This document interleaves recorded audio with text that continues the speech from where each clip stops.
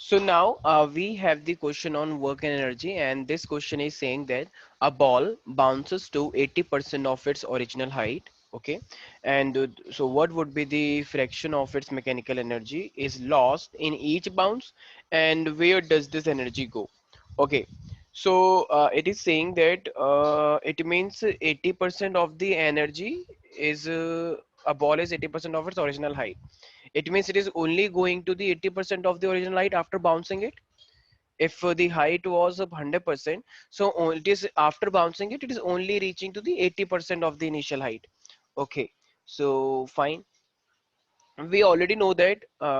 So it means if I talk about the potential energy, so potential energy is equal to the mgh. Very simple.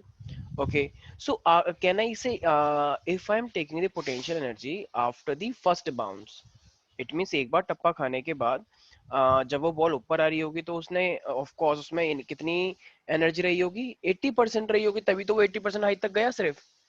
तो अब जब वो 80% height तक ही गया है तो वो इस वाली देखो एम जी एस तो एम जी तो रहेगा और वो कितनी हाइट तक गया है 80% ऑफ ये वाली हाइट।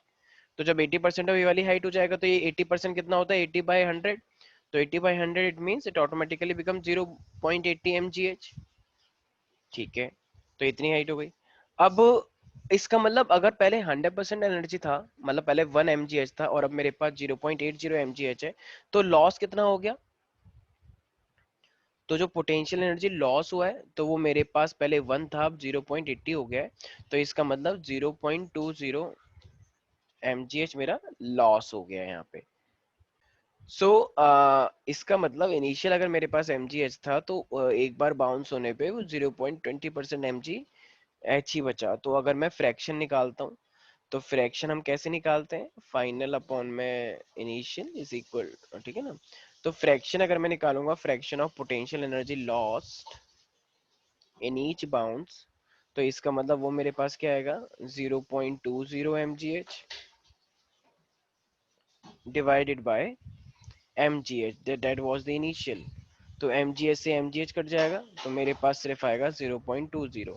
इट मीन्स मेरे पास इतनी एनर्जी है जो कि लॉस हो रही है फ्रैक्शन में, right. So that is the fraction for losing the energy by the ball. Okay, अब ये कह रहा है कि अच्छा तो ये लूज क्यों हो रही है, कहाँ पे लूज हो गई है? तो देखो जब भी बॉल टकराती है तो बॉल में से आवाज आती है, राइट। वो टप्पा भी खाती है, कुछ हीट भी होती है, ठीक है। तो इसका मतलब वो जो एनर्जी लॉस्ट हुई है वो किस फॉर्म में निकल गई? भाई energy can neither be created nor be destroyed, but it can be transfer from one form to another form. तो इसका मतलब ये जो एनर्जी लॉस्ट हुई है ये किस फॉर्म में लॉस्ट हो गई है? So it is in the form of heat and the sound. So ये जो एनर्जी लॉस्ट हुई है हमारी, lost in the form of heat, heat भी निकलती है वैसे, यहाँ पे तो साउंड ज्यादा होना चाहिए, ठीक है। तो वो एनर्जी इस फॉर्म में मेरी लॉस हो गई है। सिंपल है, इसमें खुद ही क्वेश्चन में बोला 80% हाइट तक जा रहे हैं तो बस हमने उसी को लगा के कर दिया। Very simple it is. Okay, so now the next question is saying that a ball falls from the gravity from a height of the 10 meter। तो मेरे पास एक 10 मीटर की हाइट है, okay, and with an initial downward velocity u। Okay, तो initial downward velocity मेरे पास u दे रखी है, and now it is saying it collide with the ground and it loses 50% of its energy in the collision, then it is coming back, okay, to the same height। oh my god, then rises back to the same height and find the initial velocity u। Okay, ये तो question ही बहुत अलग है, ठीक है। तो same height पे जा रहा है वो, ठीक है, देखते हैं। इसका मतलब या तो वो बॉल इलास्टिक रही होगी काफी अच्छी, तभी ऐसा हो पाता है, ठीक है। तो देखो भाई, अब मुझे एक बात पता है कि जब एक कोई जैसे बॉल का कुछ भी मास है तो वो एक पर्टिकुलर हाइट पर जब वो रही होगी, ऊपर वाले पॉइंट पे जब वो रही होगी, तो उसके पास दोनों टाइप की एनर्जी रही होंगी, ठीक है। मतलब एक तो उसमें काइनेटिक एनर्जी रही होगी यू है, और वो उस पर्टिकुलर हाइट पर भी है। देखो वेलोसिटी है ना, तो वेलोसिटी अगर आ गई तो ऑफकोर्स उसके पास काइनेटिक एनर्जी भी आ गई मोशन की वजह से, और अगर वो पर्टिकुलर हाइट पर भी है तो उसका मतलब उसके पास पोटेंशियल एनर्जी भी आ गई। तो बिफोर द कोलिजन तो उसके पास कौन सी एनर्जी हुई? तो टोटल एनर्जी जो होनी चाहिए बिफोर कोलिजन, तो इसका मतलब half M you square plus M G h, right. तो ये दो एनर्जी उसके पास है, इतना तो कंफर्म्ड है, ठीक है भाई। अब जब ये दो एनर्जी उसके पास है तो अब देखो अब क्या है, टकरा गया, वो नीचे आया, तो नीचे आने पे वो टकरा गया, तो एनर्जी आफ्टर कोलिजन उसमें क्या लिखा जा रहा है, कितना परसेंट एनर्जी लॉस हो गया, तो it is saying that 50% of the energy is getting loss. तो अब इसका मतलब मुझे 50% निकालना पड़ेगा इसका। तो अब अगर मैं इसका 50% निकालूंगा तो 50% कितना हो जाएगा, half M you square plus M G H. तो इसका मतलब 50% का मतलब ही अपने आप में खुद क्या होता है, हाफ होता है। तो जब इसका मतलब ही अपने आप में हाफ है, तो वी कैन सिंपली से, तो इसका भी 50% कितना हो जाएगा, हाफ ही हो जाएगा। तो half into half, can I से 4 हो जाएगा एक तरह से, 1/4। ओके, एक काम करते हैं, पहले स्टार्टिंग में लगा लेते हैं। तो ये हाफ हो गया इसका, half M you square plus का एम जी एच। ठीक है, तो इस टाइप का मेरे पास ये इतना लॉस हो गया। ठीक है, अब हमें पता है कि वो जो बॉल थी, तो वो बॉल तो फिर से रिबाउंस करी है, तो फिर से रिबाउंस करी, और वो कितनी हाइट तक गया है मेरे पास, एच हाइट तक गया है। तो अगर अब वो फिर से रिबाउंस करी है, तो ऑफ कोर्स उसके पास कौन सी एनर्जी आ जाएगी, mgh आ जाएगी, राइट। अगर वो बॉल फिर से रिबाउंस करी है, क्वेश्चन में लिखा है it rises back to the same height. ठीक है, तो इसका मतलब अब नीचे की साइड जो एनर्जी थी, तो नीचे की साइड की एनर्जी कितनी थी, अभी जस्ट हमने निकाली, after when a ball is rebouncing, तो उसके पास अब एनर्जी नीचे तो इतनी थी, एम यू स्क्वायर प्लस का एम जी एच। अब जब वो ऊपर तक चली जाएगी, तो वो क्या हो जाएगा मेरे पास, एम जी एच। तो ये मेरे पास इतनी हाइट तक वो मेरे पास जाएगा, तो एम जी एच है मेरे पास। ठीक है, तो ये अब ये कितना हो जाएगा मेरे पास, देखो हाफ को अगर मैं अंदर लेके जाऊंगा, तो ये हाफ हो जाएगा 1/4, और एम जी एच भी हो जाएगा हाफ एम जी एच। तो जब हाफ एम जी एच उसके बाहर जाएगा, एम जी एच माइनस का हाफ एम जी एच, तो इट मीन्स ये मेरा बन जाएगा 1/4 M you square is equal to half M ji H. क्योंकि हाफ एम जी एच जब माइनस होगा एम जी एच में से, तो वो हाफ एम जी एच बचेगा। तो इसका मतलब यू मेरा कितना हो जाएगा फिर, 2 से ये कैंसिल आउट हुआ, एक मास से मास गया, तो it means that would become 2gh। And ये 2gh अब हम रखेंगे, तो 2 यहाँ पे आ जाएगा, g की वैल्यू कितनी होगी मेरे पास, 9.8, एंड हाइट कितना हो जाएगा मेरे पास, 10। So it means the value would be around 10 and 9.8. So 9 point, it would be around something 14. Am I right? Okay. So we can simply find out. तो इस तरीके से हम ये क्वेश्चंस को कर लेंगे। See, the next question is a stone of mass 0.4 kg is thrown vertically up with a velocity of इतना। तो ये मेरे पास इनिशियल वेलोसिटी दे रखा है। Find the potential and kinetic energy after half second. तो देखो अब मेरे पास आफ्टर हाफ सेकंड वो बोल रहा है, तो टी मेरे पास कितना हुआ, हाफ सेकंड हुआ। तो हाफ सेकंड के बाद मुझे निकालना है। देखो अब मुझे पोटेंशियल और काइनेटिक एनर्जी निकालना है, तो पोटेंशियल एनर्जी का तो फॉर्मूला हमको पता ही होता है, mgh। तो mgh है, तो क्या मुझे हाइट पता है, हाइट तो नहीं पता है, हाइट तो दे भी नहीं रखी। तो इसका मतलब हमें, लेकिन हमें एक फॉर्मूला पता है, s is equal to UT plus half A T square होता है। तो अगर हमें ये फॉर्मूला पता है, s is equal to UT plus half A T square, तो अगर मुझे इसे फॉर्मूला बनाना हो हाइट का केस के वाला, तो ये हाइट केस वाला क्या बन जाएगा फिर, एच मतलब ऐसा एच बन जाता है। यू आपको 9.8 दे रखा है, तो 9.8 टाइम कितना दे रखा है आपको, हाफ सेकंड वाला हाइट चाहिए, हाफ सेकंड तक कितनी हाइट तक गया है, तभी तो हम पोटेंशियल एनर्जी निकाल पाएंगे, वरना कैसे निकालेंगे हम। अच्छा, ए कितना हो जाएगा मेरे पास, जी। अब ये ऑब्जेक्ट तो ऊपर जा रहा है, ऊपर जाने के लिए तो हम जी माइनस जी लेते हैं, तो माइनस जी भी कितना होगा 9.8, और टी कितना है मेरे पास, हाफ का स्क्वायर। तो मेरे पास हाइट कितनी आ जाएगी इससे, तो 9.8 और 9.8 दोनों जगह पे मुझे 9.8 तो दिख ही रहा है। तो ये हो जाएगा ओवरऑल, वैसे देखा जाए तो 9.8 इंटू हाफ, ये तो हो जाएगा 0.4, और ये हो जाएगा मेरे पास माइनस का 9.8 इंटू में, देखो अभी ये मेरे पास हाफ इंटू और हाफ 1/4 हो जाएगा, तो it would be my 9.8 into 3.67, तो overall it would be something around 14.3। तो ये 14.3 मेरे पास, एक सेकेंड 3 पॉइंट, एक second just give me 1 minute. तो ये मेरे पास कुछ गड़बड़ हुई है, देखो ये मेरे पास माइनस था, तो 9.8 ये रहा, ये 1/4 हो जाएगा, और 1/4, और तो इट वुड बी 8। क्योंकि वो 1/4 हो गया और 8 हो गया। अब 9.8 को अगर आप 8 से करोगे और ये 0.4 है, तो 0.4 है तो it would be approximately 3.6 something. तो ये मेरे पास 3.6 समथिंग आ जाएगा ओवरऑल। तो ये मेरे पास हाइट निकल के आ गई है।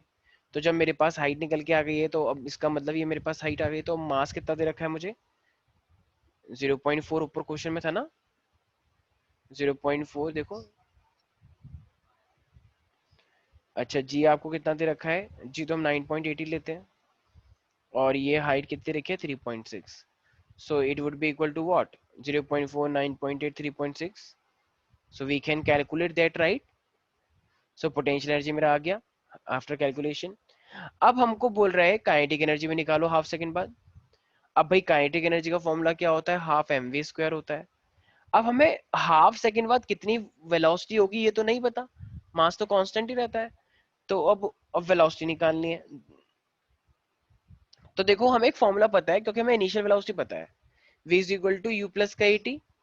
तो अब अगर मुझे फाइनल निकालना है तो u कितना हो जाएगा मेरे पास? u मेरे पास 9.8 है, माइनस, अब देखो कि ऊपर जा रहा था ना कि इसलिए हमने माइनस जी लिया है, तो वो भी 9.8 इंटू में हाफ, क्योंकि हाफ सेकंड बाद बताना है। ठीक है ना भाई, सिंपल है। भाई -9 क्यों लिया? क्योंकि वो ऊपर जा रहा है तो माइनस जी लेंगे ऑफ कोर्स। तो ये मेरे पास कितना बन जाएगा? 4.9। तो इसका मतलब बहुत सिंपल है काइनेटिक एनर्जी में निकालना, हाफ इंटू में 0.4 इंटू में 4.9, राइट? अच्छा ये स्क्वायर है 4.9, so it means that would be completely, we can solve it and we will get the answer. तो बहुत सिंपल है, राइट? तो इस टाइप के न्यूमेरिकल्स भी I guess we can easily solve this. तो इसमें हमें हाइट नहीं पता थी और इसमें हमें वेलोसिटी नहीं पता थी, तो इक्वेशन का यूज करके पहले हमने निकाला और फिर हमने उसे एनर्जी के अंदर पुट किया, और डायरेक्ट हम आंसर निकाल लेंगे after calculation. See, the next question here. A ball is thrown vertically up with the velocity of 20 meter per second. Same. At what height will its kinetic energy be half of its original value? तो इसका मतलब हमें पहले से ही condition लगा के दे दी गई है कि किस हाइट पर उसकी काइनेटिक एनर्जी क्या हो जाएगी? हाफ हो जाएगी टू दी ओरिजिनल वैल्यू। तो अब इस केस के लिए हमें क्या करना है? देखो देखो भाई, अब मुझे पता है कि अगर मेरे पास पहले से ही रियल वाली काइनेटिक एनर्जी कितनी रही होगी, मान लो एम वी स्क्वायर रही होगी, राइट? अब अगर उसका मैं हाफ भी कर दूंगा, तो अगर मैंने हाफ कर दिया तो हाफ करने पे, वो हाफ करने पे तो इतना ही बनेगा, हाफ इंटू हाफ। तो वो एक तरह से मेरे पास कितना बन जाएगा? 1/4 एम वी स्क्वायर। इसका मतलब मेरे पास काइनेटिक एनर्जी कहाँ से क्या चेंज हो रही है? तो हाफ एम वी स्क्वायर से बन रही है 1/4 एम वी स्क्वायर। तो ये कुछ काइनेटिक एनर्जी और ये भी कुछ काइनेटिक एनर्जी है, राइट? ओके। अब ये जब काइनेटिक एनर्जी चेंज हो रही होगी तो ऑफ कोर्स कुछ ना कुछ हाइट अटेन करी होगी। तो जब इतनी एनर्जी से इतनी एनर्जी चेंज हो गई तो उतना ही तो मेरे पास मतलब उतना ही तो मेरे पास पोटेंशियल एनर्जी भी, अगर काइनेटिक एनर्जी कम हो गई है तो उतना पोटेंशियल एनर्जी बढ़ गया होगा। बहुत सिंपल सी बात है भाई, एनर्जी रिमेन्स कांस्टेंट ना, it can change from one form to other. तो अगर काइनेटिक एनर्जी अगर हाफ एम वी स्क्वायर से 1/4 एम वी स्क्वायर हो गई है, तो इसका मतलब तो हाफ काइनेटिक एनर्जी कहाँ चली गई? तो ऑफ कोर्स वो पोटेंशियल एनर्जी में कन्वर्ट हो गई होगी। Isn't it? बहुत सिंपल है। तो इसका मतलब, क्योंकि जब हम किसी बॉल को ऊपर फेंकते हैं तो काइनेटिक एनर्जी कम होती चली जाती है, क्योंकि वेलोसिटी कम हो जाती है और पोटेंशियल एनर्जी बढ़ती चली जाती है। तो इसका मतलब मैं यहाँ पे अगर मैं एनर्जी कंजर्वेशन लगाऊंगा, तो इसका मतलब जब वो बॉल ऊपर जा रही है तो ऑफ कोर्स उसके अंदर पोटेंशियल एनर्जी बढ़ती जा रही है और काइनेटिक एनर्जी कम होती जा रही है। तो देखो कहाँ से कहाँ तक वो कम हुई है। तो पहले वो कितनी थी? हाफ एम वी स्क्वायर थी, और अब वो कितनी हो गई है? Half of kinetic energy. तो वो हो गई है 1/4 एम वी स्क्वायर। तो इसका मतलब अगर मैं यहाँ पे अब m को कॉमन लूंगा तो m तो कट ही जाएगा आपस में पूरा का पूरा। तो फिर मेरे पास h कितना बचेगा? देखो अब 1/4 एम वी स्क्वायर में से 1/4 एम वी स्क्वायर बचा, मतलब हम सब्ट्रैक्ट करेंगे तो कितना आएगा ये मेरा? तो it would be around 1/2 M V square. एक सेकेंड, 1/4 ना, तो अगर मैं 1/2 में से 1/4 को हटाऊंगा तो yes, what would I get? Yes, तो इट मीन्स ये मेरा हो जाएगा इट मीन्स मेरे पास अगर हाफ है ये 1/4 एक चला गया तो एक 1/4 बचा है, क्योंकि 1/4 से तो 1/2 बनता है, सिंपल है। तो इसका मतलब ये मेरे पास यहाँ पे बचेगा, एम्स तो एम कट ही गया था, तो ये मेरे पास बचेगा v² अपॉन 4, और ये जीबी इधर आ जाएगा, तो ये मेरे पास जीबी इधर आ जाएगा। तो h जो है वो मेरे पास v²/4g हो जाएगा। तो अब v² कितना हो जाएगा, 20 × 20, because it is given to you already, and 4 will remain 4 and g would be equal to 9.8, which means it is equal to 10। तो इसका मतलब अगर मैं इसे मल्टी जैसे 10 भी लेके चलूंगा तो ये भी 40 है और ये भी 40 है, नहीं नहीं नहीं ये 40 नहीं है, ये तो 400 है, तो it would be approximately around 10 metre, right. So इसका मतलब कितनी हाइट पे हो जाएगा वो, मेरे पास half of the kinetic energy, तो वो हो जाएगा मेरे पास 10 मीटर की हाइट पे। तो इस टाइप के क्वेश्चंस काफी इंपॉर्टेंट होते हैं, और जैसे कि हमें पता है कभी कभी क्वेश्चन मोमेंटम के ऊपर भी आते हैं। ओके, तो जैसे मोमेंटम क्या होता है, total momentum for any object it remains constant. ठीक है, तो बहुत सिंपल था ये। देखो अब मेरे पास ये सिंपल जो है ना, ये एक हॉर्स क्वेश्चन है कि अगर एक मेरे पास द इंक्लाइंड सरफेस है तो आपको उसका वेट दे रखा है 98, ठीक है, स्लोप आपको 1/20 दे रखा है। स्लोप का मतलब हो गया sine theta is equal to 1/20। Slope का मतलब जब भी दिया जाए तो इस तरीके से ही होता है, और आपको पावर और वर्क निकालना है, वर्क पर मिनट निकालना है एक्चुअली में।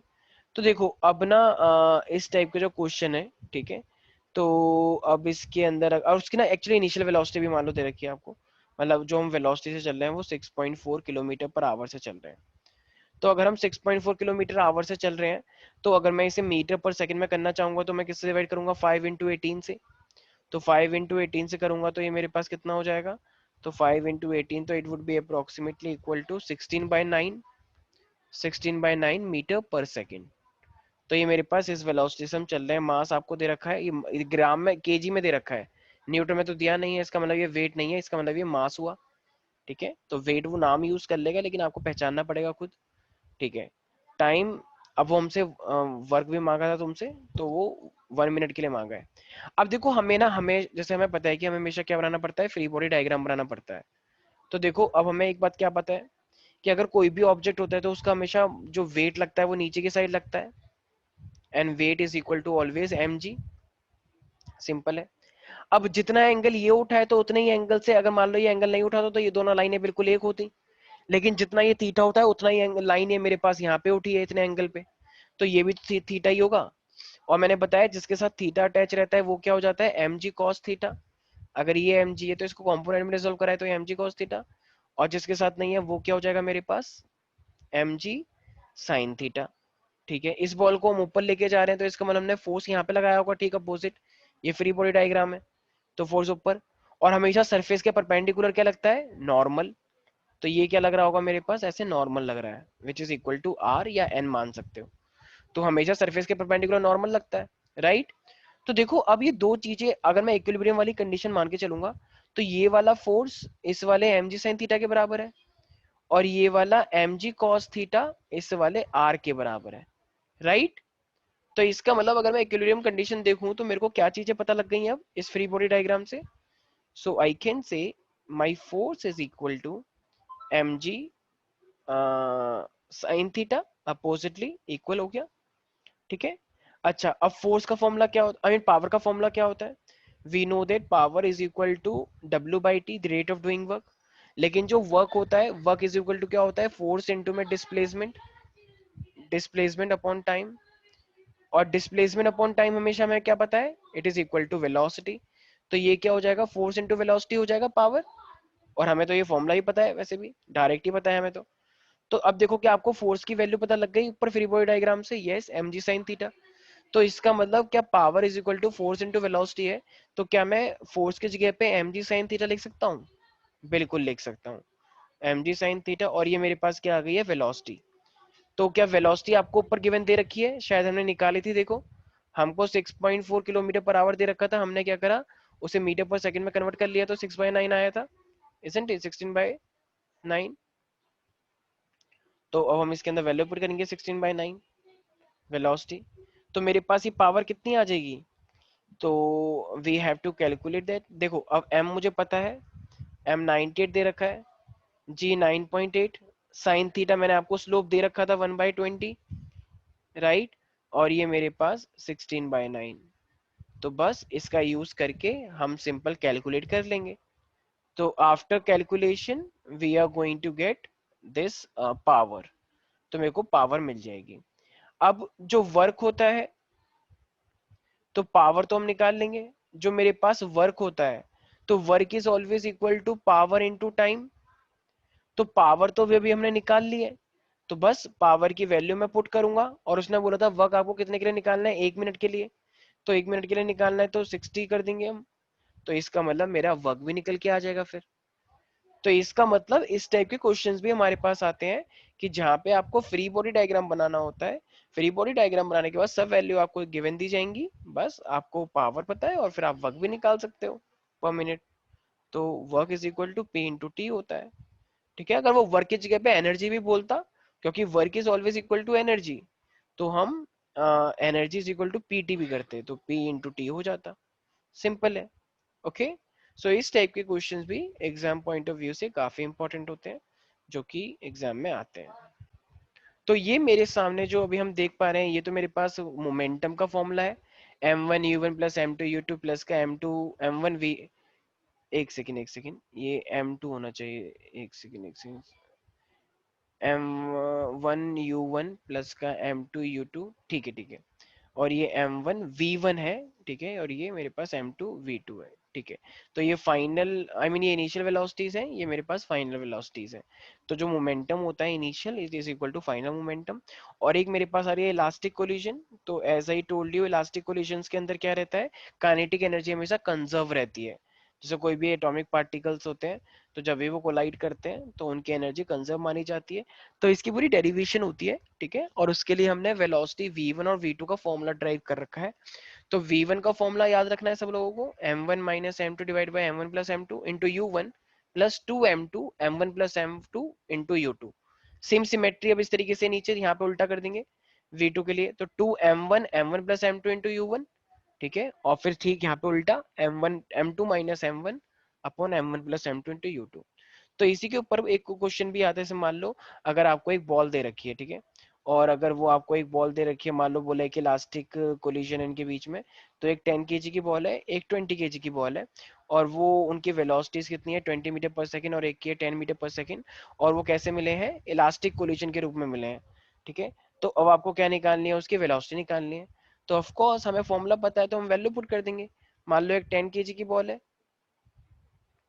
एक 10 kg की बॉल है, एक 20 kg की बॉल है, ठीक है। तो ये दोनों बॉल है मेरे पास, और ये इलास्टिक कोलिजन की बात कर रहा था, राइट। तो अब इसकी भी वेलोसिटी आपको दे रखी है, मान लो इनिशियल, तो इसकी इनिशियल वेलोसिटी दे रखी है 20 मीटर पर सेकेंड, और इसकी दे रखी है 10 मीटर पर सेकेंड, ठीक है। तो अब आपसे वगैरह कि इनकी फाइनल वेलोसिटीज निकालो। तो अभी अभी हमने सामने फॉर्मूला देख रखा है ये रहा। अगर मैं इस फॉर्मूले के अंदर वैल्यू पुट करूंगा, सारी क्वेश्चन में इस तरीके से दिया जाता है सिंपल। तो बस फॉर्मूला थोड़ा सा टिपिकल है, याद करना थोड़ा मुश्किल होता है, ठीक है। बाकी सिमेट्री है तो वो भी याद हो जाएगा आराम से। तो देखो m1 कितना दे रखा है 10, m2 कितना दे रखा है 20, फिर से 10 + 20, और u1 कितना दे रखा है मुझे, u1 दे रखा है 20 प्लस, अब 2m2, तो 2m2 का मतलब 2 × 20 और 10 + 20, और u2 मुझे कितना दे रखा है, तो यहाँ पे u2 it is equal to, अब देखो ये अब डिपेंड करता है कि वो बॉल अपोजिटली गए हैं कोलिशन के बाद या कैसे हुआ है। तो मान लो अगर एक बॉल इस तरीके, क्योंकि दो बॉल अगर कोलाइड करी है, तो एक बॉल अगर सीधी आ रही होगी तो दूसरी अपोजिट डायरेक्शन में आ रही होगी। कोलिशन तो तभी होता है, तो इसका मतलब अगर आपने एक को 20 लिया है, तो दूसरी वाली को हमें क्या लेना होगा, -10, क्योंकि दो बॉल हमेशा तभी टकराती हैं कोलिशन के रूप में टकराई है, सेम डायरेक्शन में नहीं। तो बस इसको सॉल्व करके आंसर आ जाएगा।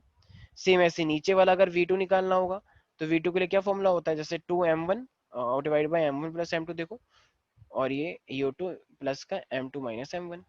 तो सिंपली हम इसके अंदर वैल्यू पुट करेंगे, तो 2 × 10 divide by 10 + 20 into 20 plus, same वही वाली बात, अपोजिटली आ रहे हैं, तो हम नेगेटिव लेंगे इस वाली वेलोसिटी को।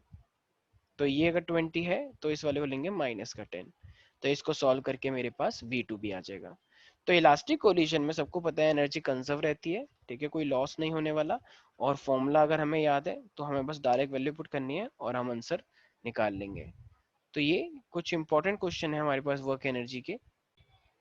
तो इसी टाइप के काफी न्यूमेरिकल्स आते हैं, न्यूमेरिकल्स की बहुत वैरायटी है, ठीक है। तो बाकी हम नेक्स्ट क्लास में यूट्यूब पे अपलोड करेंगे, ठीक है। तो आज के लिए इतना ही, बाकी मिलते हैं हम नेक्स्ट यूट्यूब क्लास के अंदर। Bye bye, take care. I hope इस न्यूमेरिकल्स ने आपको कुछ तो कॉन्सेप्ट क्लियर किया होगा। तो मिलते हैं नेक्स्ट क्लास के अंदर।